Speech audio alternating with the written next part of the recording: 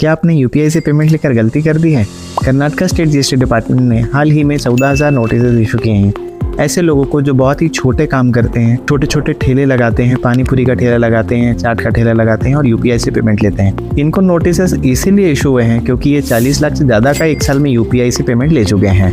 ये रिकॉर्ड्स के according India में टोटल 6.5 करोड़ लोग हैं जो रजिस्टर्ड मर्चेंट हैं, लेकिन जीएसटी में केवल 1.5 करोड़ लोग ही रजिस्टर्ड हैं। इसका मतलब 5 करोड़ लोग ऐसे हैं जो यूपीआई में रजिस्टर्ड हैं और एज अ मर्चेंट रजिस्टर्ड हैं, पेमेंट लेते हैं, लेकिन जीएसटी में रजिस्टर्ड नहीं है। तो क्या इन 5 करोड़ लोगों को भी रजिस्ट्रेशन लेना मैंडेटरी है?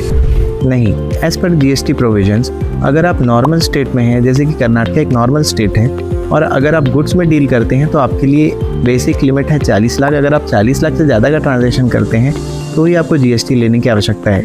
इसी तरीके से सर्विस के लिए लिमिट है 20 लाख। अगर आप गुड्स और सर्विसेज दोनों में डील करते हैं तो भी आपके लिए लिमिट है 20 लाख। अगर इसी तरह से अगर आप एक स्पेशल कैटेगरी स्टेट से हैं और गुड्स में डील करते हैं तो आपके लिए लिमिट है 20 लाख, और सर्विसेज में डील करते हैं तो लिमिट है 10 लाख, और गुड्स और सर्विसेज दोनों डील करते हैं तो आपके लिए लिमिट है 10 लाख रुपए।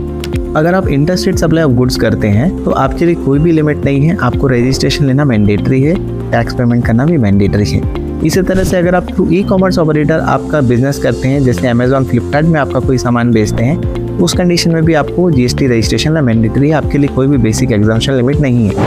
लेकिन अगर आप एक्सक्लूसिवली कोई ऐसा गुड या सर्विस सप्लाई करते हैं जो जीएसटी के दायरे में नहीं आता है, तो उस कंडीशन में वो एग्जाम्प्ट है, आपको कोई भी जीएसटी रजिस्ट्रेशन लेने की ज़रूरत नहीं है। और जानकारी के लिए आप देखते रहिए हमारा वीडियो। Thank you.